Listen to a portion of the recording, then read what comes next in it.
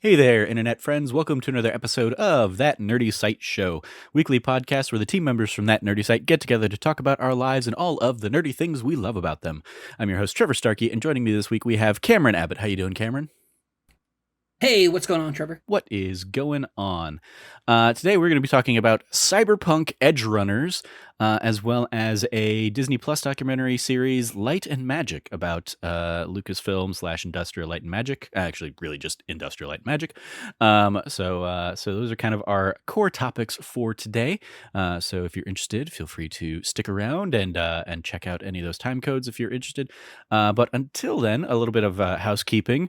It's finally here. This week is the finale of Friday Night Dying Light, Cameron's almost year-long saga through Dying Light 2, Stay Human. Cam, any thoughts on this project as it wraps up this week? Yeah, I think this was an absolute labor of love. I definitely have enjoyed the process of putting this entire thing together. Um, and like from the recording to the editing to the kind of figuring out kind of the approach for it. Just conceptually, this was it was so much of a lark to begin with. Like it was so much of just like a bit with it being like, yeah, hey, what rhymes with Friday night or what rhymes with Dying Light? Friday night, Dying Light. Let's go. And like just tapping into my old love and appreciation for Friday Night Lights, a show that literally has not been on the air for like more than a decade.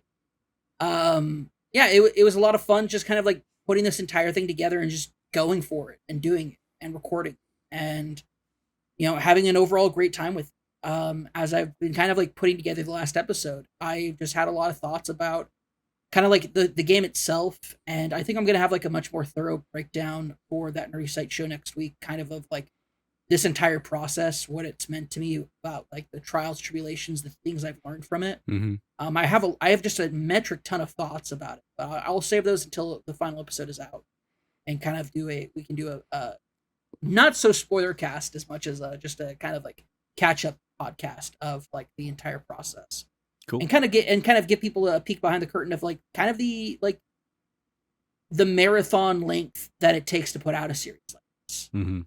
because it certainly wore me down at times. Yeah, fair enough. Very cool. Well, yeah, check out the finale going live Friday, 6 p.m., as most of the episodes have gone out of this run. Episode 34, the finale, as Cameron, and it's correct me if I'm wrong, but it is a like a supersized episode compared to your usual ones, because you basically we're in the end game here, so I'm just gonna keep going until we're done, right? I believe so. Let me go ahead. I can make a quick double check on it. But I believe the raw footage is, as of right now, like I can't imagine that it's short because the last one was quite long as well. Mm-hmm. Let's see here. So take a look at its properties. It is currently sitting at, it's about 18 gigs as far as like a video file goes, which is a lot. But granted, Mm-hmm. it hasn't been like the last episode 33 was about 15 gigs. So, and then post edit and like everything was 2.77. So like we're not talking like it's not going to be like, oh my god, Cameron, is that long? It's this is pre-edit. This is the raw footage. Raw footage is about 18. So we're probably talking lengthwise about, I mean, I'll just click on it to take a look. I was gonna say I have all of my folders to just have the column for length. It's actually not a super size. It's not that super sized of an episode. It's about an hour and 6 minutes Okay. raw. So we're probably talking about a little bit, like maybe 63, 64 minutes tops. All right. Cool. So. All right. Well, stay tuned for that this week. Other than that, if you like what you hear, please remember to like, subscribe, rate, review, share the podcast with your friends, all that fun stuff. So, Cam, let's kick it off with you and Cyberpunk Edgerunners, which when you were like, yeah, watch this, I was like, oh, it's finally out. Cool. Because I remember like back when the game came out, it feeling like it was an eternity away. And I'm like, oh yeah, I guess it is 2022 now. So here we are. Cyberpunk Edgerunners is out. So tell us about Cyberpunk Edgerunners. Yeah, Cyberpunk Edgerunners is a very fascinating look at the world of cyberpunk of Night City. And I have to say, it does a lot to touch on notes and feelings about the world that and touches on it on a deeper level than I think the game ever gets to. Uh, I think that it is very much like there are quite literally beautiful, poignant moments in this anime that is so well delivered and so well done, that the nature of the game just never gets into, and it's because the game focuses on these big, like your quest lines and stuff like that. The important moments of Cyberpunk are not the quiet in between moments of jobs. It's the jobs themselves. It's the gigs. It's the lifestyle of being an edge runner in Night City. That's the desire and pull for the game itself, as far as like its base level. One of the biggest criticisms of the game is that despite showing this dystopian kind of nightmarescape of just like this corporate oligarchical society that surrounds cyberpunk as a genre, it never really said much about it other than, oh man, doesn't this suck? And even then, it didn't, like, there was never an opportunity to take a stance other than a few things. I will say there's a quest that came out in the content recently that came out as part of Edgerunners, where you kind of have a like, surprisingly, there is like a very interesting moment where corpos drop the Eddie chip on the ground, and if you go to pick it up, they mock you for being a dog. And like, yeah, that's right, get on your knees for it. Oh, look at them. They'll do anything for Eddies. And it's like, it's very much a moment where it's like, wait a minute, so what happens if I don't? And I reloaded the game. I reloaded that save and like didn't pick it up that time. And I was like, oh, that's interesting. Like there's like different moments like this. That doesn't necessarily always happen in the core game itself. So that's interesting that was an opportunity and option in the game this time with these Edgerunners quest stuff. But Edgerunners as an anime and as a series and story follows David Martinez, who is a kid from El Royo is the district that it's in. But basically, he is he's a broke ass kid. He's a broke ass kid living in one of these megaplexes, apartment complexes that house literally hundreds of thousands of people. And his like mom is an EMT. They can barely keep money on, like, enough money for him to go to his school. She sends him to this extremely preppy Arasaka elite academy that basically, if you graduate from it, guarantees you a corporate job. And so she's like been like slaving away trying to make sure he has the opportunity to go there. He's encountering class, like immediately it hits on the ideas of like the notions of classism in Night City between corpos and the rest of the people, especially people who are from these poorer districts. And it kind of centers on this idea of the class system that exists within Night City that the game never really, like, it had flavors of, but it never really strictly enforced because I guess they didn't want to restrict player freedom or whatever. But like the actions and what ends up happening, because I don't want to spoil it, but like you get the idea that basically David ends up in an edge runner lifestyle. The sequences and how things get to that point, I didn't expect. I kind of expected certain things to get like shoehorned, or like David gets thrown on a path. But in reality, it shows, and it's really about, the show is about the choices people make and whether they make them for themselves or for other people, and the ramifications that both of those options have. And it's very fascinating. There's tons of really colorful characters that are a ton of fun and really cool. It's only 10 episodes long. It's relatively short as far as like, series goes, especially not necessarily for Netflix. Netflix usually has, their hour-long dramas go for that. But for Studio Trigger, this only being a 10-episode thing, they absolutely nail it. They understand immediately. They have no illusions about what this genre is. They absolutely nail the touch, the tone. I will say you're probably going to have a more authentic feeling watching the show in English. I watched a little bit in English dub, or with the English dub rather than the Japanese dub. The Japanese dub does not have any of the kind of nomenclature that Cyberpunk is known for. It doesn't, like, any reference to an edge runner or a solo or a merc or anything is always just the term they use as cyberpunk. Okay. In Japanese, they just say Cyberpunk, and that's it. And so there's no delineation between that, which can be a little confusing. Um, there's like a throwaway line in the second episode to kind of like explain that away, but you get like, so if you're watching the dub, or if you're watching the Japanese dub with the subtitles, you're seeing constantly like the subtitles are like they're using the terms like chum or delta or any of these things that are actually like phrases from the game, the universe. Mm-hmm. And it's not the words they're using in Japanese because those words don't exist. And so they deliberately in the Japanese dub avoided all of these kind of like nomenclature terms. And I think that actually makes this sub, like the actual, sorry, not the sub, the English dub better because you do get these moments of like, yeah, like David has a catch line that like kind of fits from where he's from in the universe that it's a part of, and people using terms like chum or delta or like any of the other kind of nomenclature about it. And one of the things I love about it is that it does touch on kind of like this gross homogenization of culture in Night City, and kind of like this obsession with going out with a bang. And like that's what it means to be an edge runner. That's what it means to be a cyberpunk. And like it just tells a really great story. On top of that, it has a really like great love story, and a story about friendships and camaraderie and tragedy. And what it accomplishes in 10 episodes is just absolutely fantastic, and I think is like a definitive story piece for the Cyberpunk universe going forward. It's absolutely fantastic. The action and animation are by Studio Trigger. It's phenomenal. It's amazing from top to bottom, beginning to end. Like they are so damn good about this universe because they capture kind of their animation style captures kind of like the obtuse absurdity of Cyberpunk, with like the augmentations and people's like body proportions being weird. It comes off as like you notice that their body proportions are wrong, but like one of the guys, he's augmented to have longer arms than his arms should be, and his hands and fingers are really long because he's a techie, and his entire shtick is like he has these like long fingers and whatnot and like long limbs, but he's very much not proportional, and it's intentional.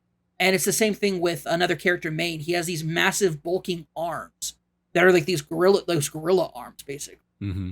And it's there's so much about what he's doing, and it also ties into kind of like what's hinted at in the game and in the universe itself, which is the more you chrome up, the more you get implants and augmentations, the more your mind can't keep up with, and you enter psychosis. And like in the tabletop game, that's a limitation done in order to make sure that you are not overpowering yourself with augmentations. And if you choose to, the ramifications is that, yeah, sometimes you lose control.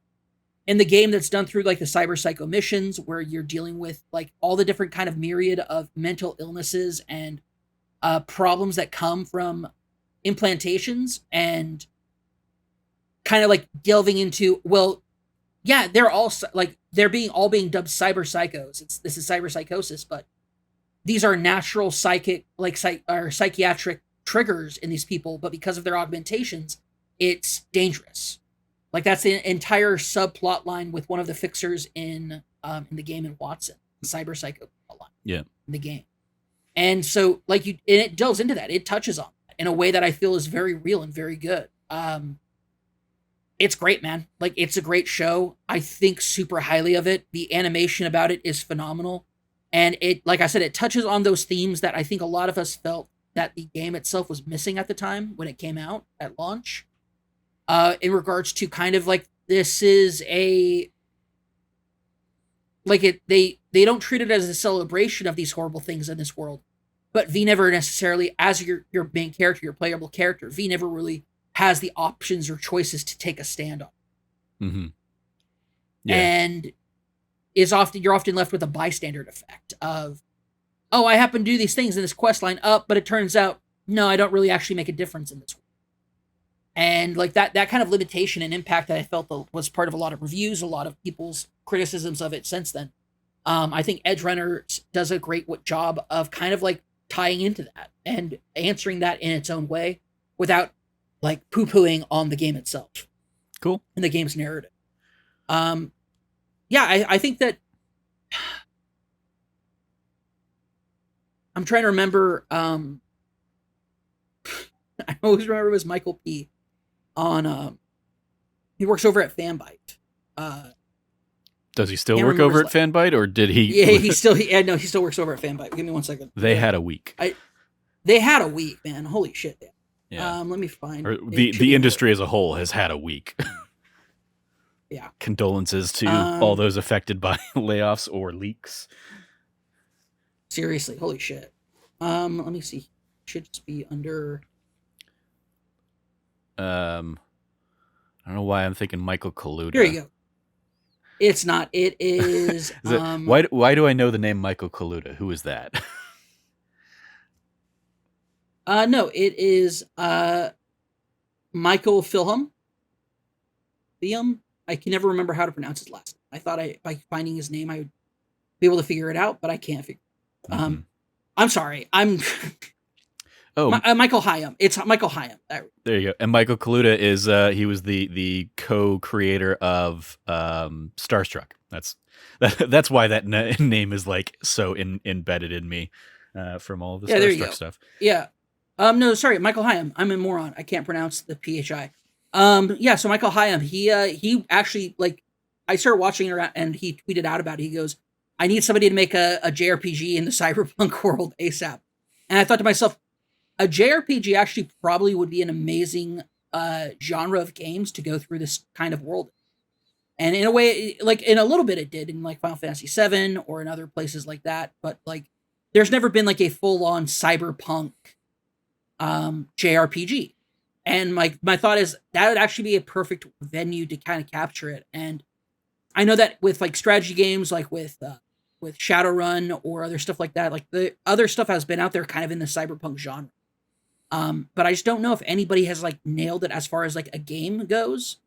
I don't know. I don't know if anybody has really nailed it as far as kind of like capturing the atmosphere without losing itself in its kind of ridiculousness. And I don't know. I would really love to see a studio take on kind of this cyberpunk genre in a way that feels really great. I mean, hell, like even just licensing Cyberpunk as a JRPG, I think would be really, really cool. Because I think Edgerunners touches on a lot of aspects about the world that you don't really get to touch on with V. Because V is a solo. He is part of he's not part of a crew throughout most of the game. And because of that, you start off being part of a crew, but then you never really recapture those really cool moments that help you dive deeper into different characters and everything. And I think the game suffers for that. Because all you ever do is see Night City from V's eyes and V's point of view. And because of that, there's that, like I mentioned earlier, that bystander effect. If other characters kind of like lasted longer throughout the game or were more enclosed within the actual narrative, rather than being like some voices that you sometimes hear over the communication line, and actually being relevant to it. Like those early moments of the game, I thought were really fantastic for that. Yeah, meeting up with members of your crew and catching up and figuring out where to go next on stuff. So I mean, I think it's been a while, but I think it has moments of that. Typically, when they are like. And Cyberpunk doesn't have like companions per se, but like the stuff you can do with Pan Am or the stuff you can do with the augmented cop guy, River, yeah, and what's her name? The Judy. There you go. Like the quest lines that you get with each of those, I think, do an interesting job of exposing V to different sides of the city, especially like thinking back to the quests with River and going out to like the like his home and like his family or whatever, and kind of seeing them out in not in the middle of nowhere in terms of like nomad land, but like just out in parts of the city that I had not really ever frequented, just being like, oh, this is what it's like out here, and kind of like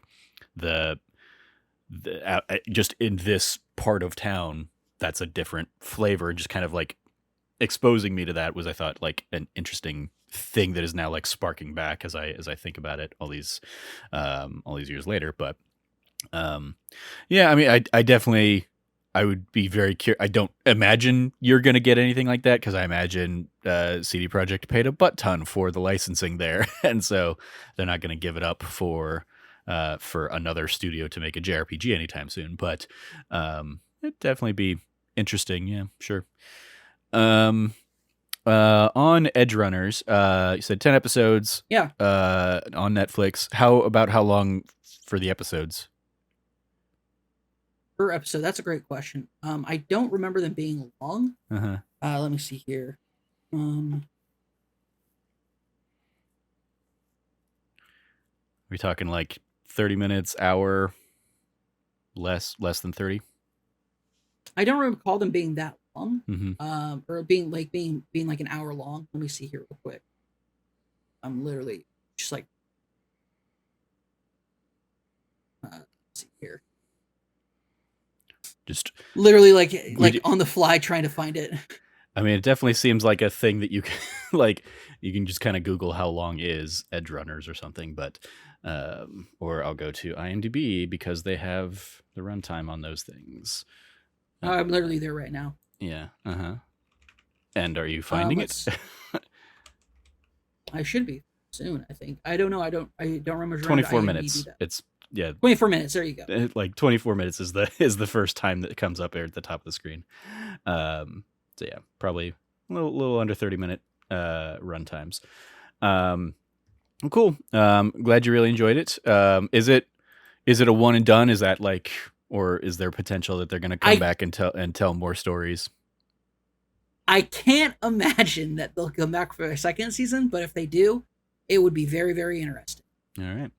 I'll put it out there that way. No spoilers, but like, it is. I mean, with a title named Cyberpunk Edgerunners, whatever happens to the main character of that first season, I feel like it could be an anthology kind of series, and you just go and look at some other Edgerunner in a second season. But yeah, basically, like that's definitely kind of like if they do a second season, that's the route they're gonna have to go. No Mhm. spoilers on that, but like there is a tagline to the show, which is it doesn't matter for Cyberpunks or Edgerunners, it doesn't matter how they live, it's how they die. So like that's a tagline in the show and in the materials, marketing and everything. So just like there's that, and I'm not really spoiling anything with that, but like shit happens. Sure, it's crazy. Sure, by this very vague, hey, somebody probably dies, non-spoiler. Sure, I have no idea what happens at the end of the series to the main character. Sure, we'll go. I never said it doesn't last that. I never said it lasted that point. I was just talking. I was preparing people because like the show, it's set Night City for a reason, man. Any final thoughts on Edgerunners? Yeah, it's fucking rad. It's so fucking cool. It's so great to see something so great, so well done, come out of a kind of a franchise that has had a serious like couple black eyes. Mm-hmm. Whether it's like Mark, like whether like all this drama that surrounded Cyberpunk after its launch, all the drama has just been very like it's rough to like try to keep your enthusiasm about that as a franchise, but I really the game as it is now is kind of like the game that they promised a while back, at launch. It really has kind of become that game that they were promising, and I'm really hoping that in the future, as they put out more DLC, the next DLC that's coming out looks very interesting. It's called Phantom Liberty. It has you dealing with stuff in the new United States of America as far as like missions go. I could easily see it tying into kind of like the overall plot line. Like you're told, oh, this is a chance for you to like as an out for the situation you're dealing with. And so, or like they have information about something that could be easily tie into it that way. To kind of like give it some compelling narrative to it.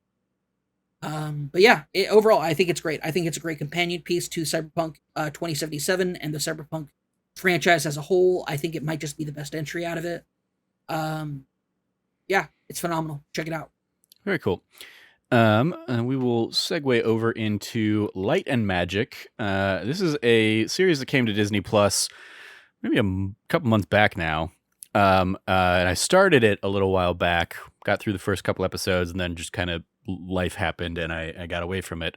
But I finally like I circled back around to it this week and enjoyed kind of the last episodes. This is another. It's a Disney Plus docu series, 6 episodes. Each episode's about an hour long, and it is basically a look at Industrial Light and Magic and kind of the history of Industrial Light and Magic. Um, Going all the way back to its kind of foundings in the lead up to Star Wars.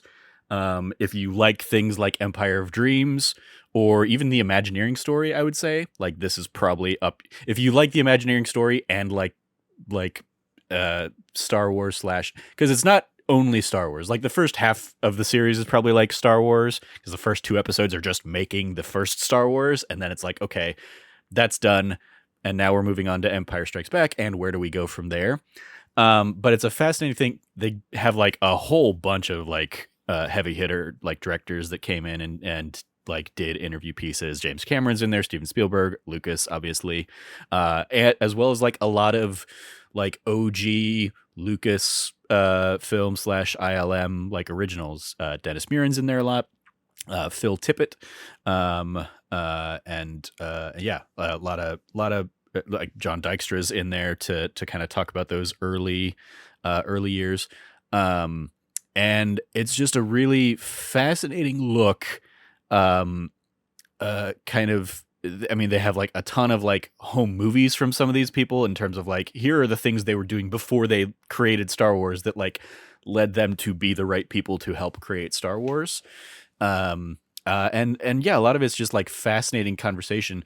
And then the series, like once you get kind of away from Star Wars and they start talking about okay, the 80s, and you know the boon of special effects stuff that ILM kind of got roped into to help out there, because you know they weren't making Star Wars movies anymore, but they still needed to keep all these people around and keep all these people employed, and because they had become kind of like the go-to place for special effects. And obviously in the 80s you have kind of the boon of Indiana Jones, and so that's kind of like from Lucas itself that kind of like takes the place of the Star Wars effects stuff, but they still need to like in between projects get people out there.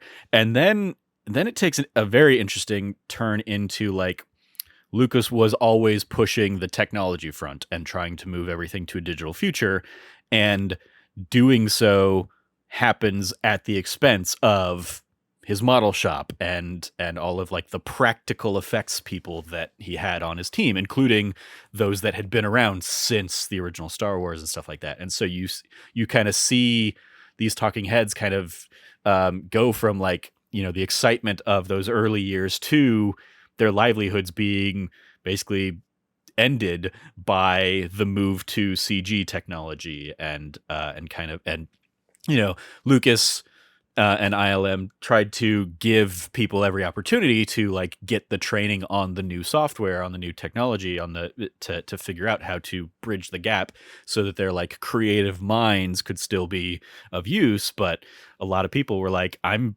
good at this because I'm really good with my hands, or I'm good, like I work in a very physical medium, and so it's fascinating seeing kind of like Phil Tippett being one of those, and it's fascinating because he's a name I've known,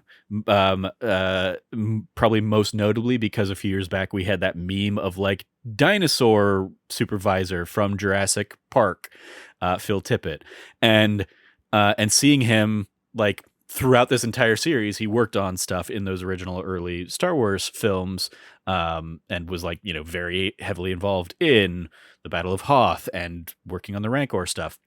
And it was, as somebody who hasn't done like deep dives into Jurassic Park, is really like the tipping point for everything in terms of like the old medium being replaced with the new, like Spielberg in there talking about, and Tippett himself kind of talking about like the animatics and the work that they'd done on stop motion dinosaurs kind of in the lead up.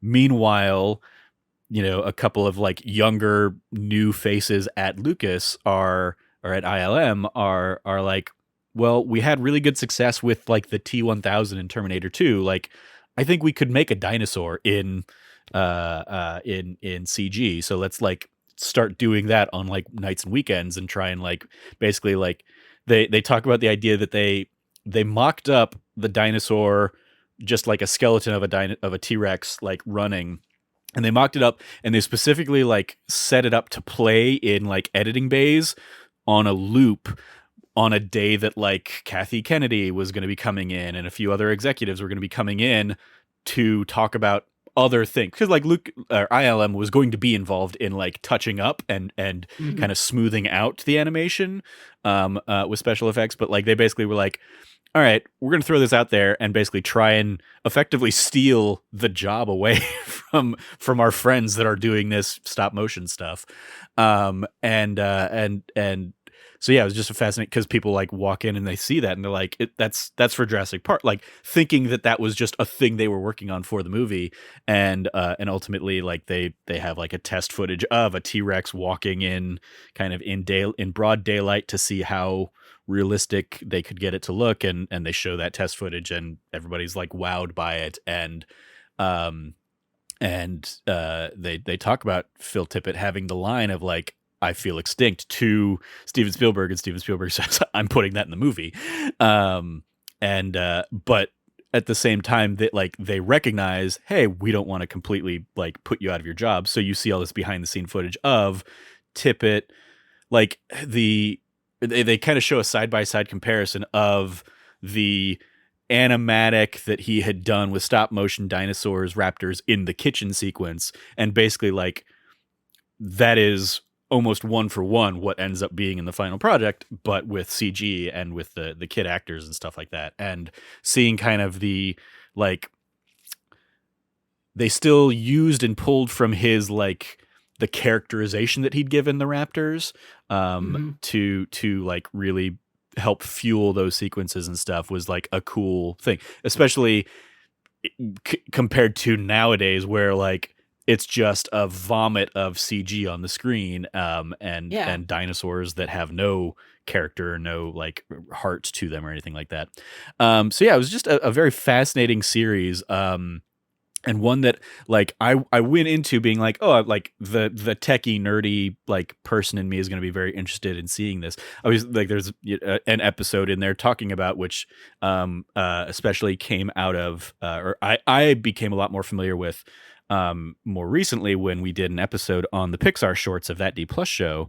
But they have like an episode of Pixar basically starting as a subset of Lucasfilm, and eventually Lucas sells it off to Steve Jobs, who he knows will like incubate them, but their missions weren't lining up with what Lucas was trying to do anymore. And so like obviously we know the massive leaps that Pixar has done. I've known and I've seen John Knoll in Star Wars things before. Never knew that he was basically one of the creators of Photoshop until this documentary that talks about like, Wait, what? yeah, John Knoll, who's worked at ILM for many years, basically saw what they were doing with the Pixar suite of programs and stuff, and worked with like his brother to basically like make it in a like user friendly early editions of Photoshop. And so, yeah, he's like, multimillionaire kind of thing, but also, out there just making Star Wars because he loves doing that stuff. By the end, like we get to kind of the volume era, and that being, even though Lucas is obviously like now removed from ILM since the deal with Disney, but like he, it's behind the scenes footage that people have seen of like him going to filming for The Mandalorian and basically being excited that they've finally been able to create the thing that he was trying to create for 25 years in San Francisco and stuff like that. Like the technology has finally caught up to where he really wanted it to be. But yeah, it was a very fascinating series. Especially if you're a fan of Star Wars, but even beyond Star Wars, just the like hearing all these like behind the scenes people like share their personal experiences, their personal stories, their memories of the heyday of early years of ILM, and then also the hard times of ILM when people had to get laid off, when like they talk about at one point, they see the wind changing and they see the move from practical to digital happening, and so they kind of like bring everybody in for a meeting to discuss it and say like, we're going to give you, the training and any opportunities you need. And then like one of the people that kind of like led that conversation coming back 4 months later and being like, it's all happening so much faster than I expected, like we need to start like really speeding up the jump to get everybody up and running on this stuff, just because of how quick that technology really came in and took over. So yeah, it was a very fascinating series. Highly recommend if you're a fan of like documentary stuff. It's directed by Lawrence Kasdan. Nice. Okay. Not that like that has a ton of bearing in terms of documentary stuff, but it's like he directed like Ron Howard is in there for a lot of the talking heads, but he and Brian Grazer are producers on the project. And so yeah, it's fascinating, especially just the amount of kind of talent and kind of the big names of blockbusters. And like we get to the Jon Favreau coming in as a CG skeptic, coming in to work with ILM on the original Iron Man, and kind of telling stories about how when they were originally shooting that movie, or when they were first shooting the movie, they were shooting things with practical suits, but then also filling things in digitally and stuff. And he talks about really the turning point for him being when he was in the editing bay talking to people and giving notes on what he thought was a physical suit, of like, let's clean that up, let's do something. And it turned out it was a completely 100% digital suit in the scene. He was like, all right, well then it's working, because it tricked my mind. It like I was bought into it was the physical suit. I thought it had the weight to it and all that stuff. So so yeah, I think there's just a lot of really cool little anecdotes and stories like that. And the excitement that everybody clearly has talking about these things, like, just bleeds through the screen. So yeah, a lot of really cool, just cool little stories about ILM over the years. Yeah, like I would say the first half of the series, first like 3 episodes or so, are largely like Star Wars centric. But then once you get out of that, it's like, here's all of the stuff we worked on in the 80s. Here's the turning point. And then here's the like Jurassic Park breaks everything, and now we're off to the races. And no more practical stuff. So we kind of put half of our team out of business. Oops. But yeah, really cool series. Highly recommend checking out. It was one of those things. I was like, it's a lot to try and do for a That D Plus show. Like, I might do a That D Plus show about it sometime down the line, but unless somebody like joins me for it and actually sits down and like watches through all 6, it just doesn't make necessarily sense to do it for that podcast. So I was like, I'll chat about my enjoyment of it here on That Nerdy Site show. Yeah, definitely recommend checking out Light and Magic, especially if you're a CG nerd or a film nerd or a Star Wars nerd, or any of the above. We're just like good documentaries. Any questions or anything for me before we wrap up here, Cam? No, I think that, like, I'm super curious. I probably will start checking that out at some point soon. Yeah. I know I said it before, but that sounds actually like the in-depth nature that they're going with it. That sounds absolutely fascinating. So. Mm-hmm. Yeah. And yeah, it was like, it wasn't until like I was seeing this guy Phil Tippett from those first episodes, and like, just like, he's a cool guy, and he has like, he ends up almost being like at the heart of the series, because he is the epitome of like, he was there, he was very hands-on, really doing a lot of that early stuff, and he is one of those people that gets pushed out as ILM continues moving and pushing the needle in terms of the technology and stuff. And so like, you hear his love of like his time there and the company, but also the like pain that certain elements or certain memories bring. And it wasn't until they get into the Jurassic Park stuff and they show obviously at this point like 20 years younger version of him out there on set, pretending to be dinosaurs or holding like a big cardboard thing to indicate this is where the T-Rex is going to do and this is how you should come in and how they're going to move, and he is like acting as the dinosaur. Then I'm like, wait a minute, is this the guy that was like the dinosaur person on Jurassic Park? And sure enough, I look at the meme and I'm like, yep, that's who it is. So yeah, it was just like cool putting a face to like the name, and just hearing his story was a very cool thing as well. So yeah, shout out to Light and Magic over there on Disney Plus. Highly recommend. Well, that is going to do it for this episode. Thank you, Cam, for joining me. A little bit of a short one this week, and actually a really short one. Yeah. We're going to go around the metaphorical table with any plugs. You can follow Cameron at Rev Cabot, 2 B's and 2 T's. Anything you want to give a shout out to there, Cam? Yeah, I want to give a massive shout out to all the work that you've been doing for, youtube.com/thatnerdy site. Your Let's Plays. I mean, you consistently put them out. I have definitely gotten a greater appreciation of all the work that you've been putting into them over the last several months.